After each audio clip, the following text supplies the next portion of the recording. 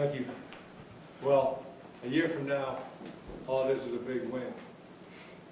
In 20 years from now, all I'll remember hopefully is the 38-0 part. The bottom line is that momentum is a really elusive thing. And we came down, first drive of the second half to stick it to them, make it 38-0. Felt like we put them away. We had a bunch of banged up kids, wanted to get some of those guys rested.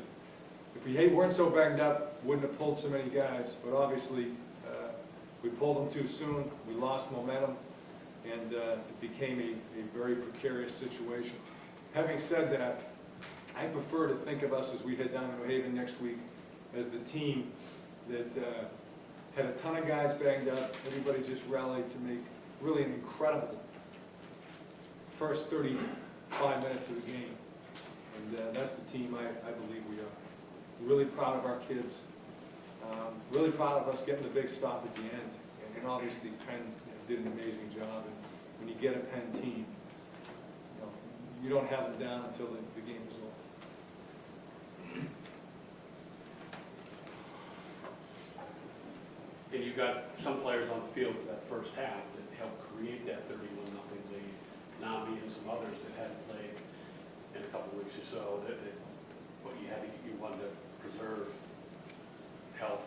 Well, health is right now is something that is we don't have a lot of depth right now. We got a lot of guys banged up, and obviously we're trying to balance the situation of getting the win and getting some guys out of there so we don't end up at Yale with some outstanding seniors that have been banged up this year. Josh, do you know who got a tip on that? Was there a tip on that final ball? I'd like to think I got a tip on that. Yeah, whoever made the tip, I mean, we had to make a play there, fourth down, and you see the tight end come in, big target, and you think the quarterback's going to go there. And I'm not sure if it was Eric Meads there or another player, but just made a break on the ball. It was a little hairy there when it was up in the air, but great play in the game. How are you guys feeling as defense going into that final drive and giving up a lot of points in the last quarter? I mean, when it's rolling like that, it's easy to get down on yourselves, but I think the leadership that we have on that side of the ball, at no point were we ever, what was me, in a game of football, that happens. Teams get momentum, and that's a great Penn team we just played. Hats off to them for picking it up in the second half, and it seemed like we took the foot off the gas pedal a little bit, but we're extremely proud of the resiliency of the group. We know we had to get stopped that last drive. Penn converted a couple of third or fourth downs, I believe, on that drive. Just got to stick with it. They make a play, we line up, execute the defense, and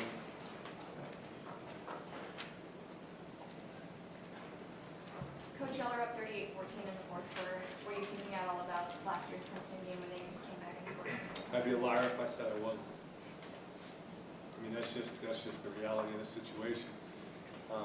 But again, we showed what we're made of. We got it done. That's the bottom line. And I prefer to think of this team as the team that came out and executed and played as hard and well as any Ivy team has this year in the first 35 minutes of the game. And that we didn't play that way down the stretch is really my fault for trying to substitute some guys being concerned about their precarious health. And on the other hand, quite frankly, there's absolutely no reason to give up as many points as we gave up. And that's a team thing. Offense didn't move the ball, defense didn't stop them. We had a couple of punts that were kind of iffy. You put that all together, and it was very lackluster. But again, we did what we had to do to get a big win. We're 8-1. We're one play away from being undefeated. I love this team. They play incredibly hard. They give us everything, and I mean everything they have. So, from my standpoint, we're really an imperfect team, but intangibly, it's a great football team. Starting with our captain, great leadership the whole year, great resiliency, physical courage, playing guys playing hard. There's nothing not to love about this team. Could you talk a little bit about your decision, last year, Princeton not to go for the fourth and less than one? What were you thinking that you had basically the same opportunity a little What was the score? last year? No, the situation you're talking about. 38-30 on your last I'm drive. thinking the same thing. We're going to stop. End of story. If you don't believe, you go for it. Nnamdi, how important was it for you to get back out on the field for this, your home finale, and how much it meant to the senior group? Yeah, I mean, there was no way I was going to miss this game. It was a great opportunity for me to play a final game in front of my family, in front of my hometown friends, and with my teammates at home. I think we came out with a great game plan. We executed it for the most part, and had a great time, a great game, memorable game. Hopefully, I kind of wish it wasn't so close, but it was a great game. There was no doubt at any point this week that you weren't going to go. No. Connor, was it hard for you coming back? That was his part. That was his way he thought. The doctor wasn't quite so sure. No, I don't think it wasn't too hard. I think that first throw, I guess I just wasn't really loose enough to make that first throw once I came back in the second time. But I mean, there's no excuse. It was not a great throw, but after that, it wasn't too bad. It wasn't hard to do. What was working so well in the first half for you? I think we had great play calls, great game plan. We were switching it up. Defense didn't really know what was coming for us, or if it was coming at them.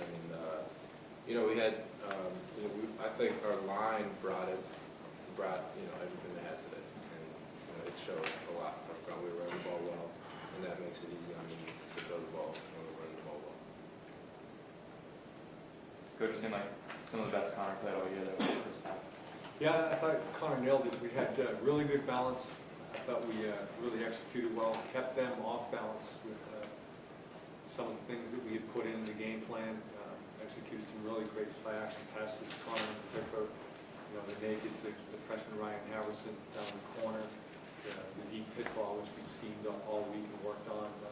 We just executed extremely well. And we got a relatively young offensive line, only one senior. Those guys, for us to get some traction by running the football, it's a pretty good run defense. And it's just a little bit easier once you do that. Tim, 36, is this the largest class you've ever had? I think it's the largest class in Harvard football history. We've gone back through the pictures, and even when they used to bring in 100 as freshmen, they usually would end up with about 20 to 25 as seniors. I think we're pretty sure we've counted all the pictures, and it's the largest senior class in Harvard football history. And to get Nnamdi, Austin Taylor back out of the field to start the game, your defensive front, Dittmer too, how much did that? How much did it help? Everybody's about 2 inches taller, and bench press is about, it picks everybody up. It's such a huge emotional lift. It's a completely different dynamic by virtue of the leadership, ability, and experience that those guys bring. You're afraid to have a pressure, lead on the second or third down. Huge pressure.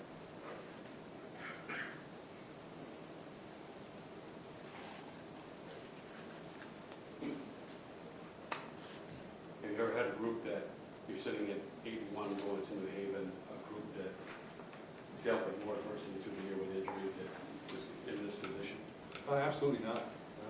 Usually we're at 81, at Harvard going to New Haven, we're rolling. We're not rolling. We're just a really tough team. We're just a really tough team. And I'll take that any day.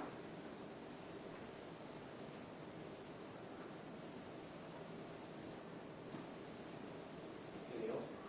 What are your thoughts on the game next week? How are you preparing for the game against Yale? Well, preparation, whether it's Yale or Harvard, preparation for each other is always easy in this respect. It's always a pride game. The motivation is unquestioned, and for all of those reasons, it's such an easy game to prepare for. Everybody's all in on both squads. So it's a unique dynamic in that respect. Is there a certain approach you're taking to that game, especially since you now have a shot at the title? No, it wouldn't be any different. It really wouldn't be. Whether you're You know, my second year here, I think we were 1-9, 1-8 going into down to New Haven. And, you know, we weren't a very good football team. And, you know, we prepared the exact same way we're going to prepare now. Kids had an incredible week, played extremely hard, and just made the most of the situation. It's an easy week in that respect. It's probably an easier week when you're playing on the road because there's less distractions. And how about getting Camp right back too? That we had. I mean, you saw it, Craig, you know, a couple times Hemp threw good balls, but not great balls. And, you know, 87 just kind of like Megatron, just kind of gobbles them up. And he bodies up on guys, and it's, you know, just really tough. And really tough to defend a really fine ball. Seems like they're still working through a lot of pain, so. He's not 100%. We get a lot of guys not 100%, but they're all in. Connor, for you, what was like having 87 back? It was pretty big. I think unconsciously as a confidence booster, just knowing that, you know, having Cam out there, if nothing else, you know, just throw it up to Cam and he's going to make a play. He did that a couple times today. Coach, should we expect to see Matthew Smith in the backfield again against you? Yeah, he's a good running back. And, you know, our depth is a little bit limited at that position, so Saitu, we'll line him up in multiple spots, definitely.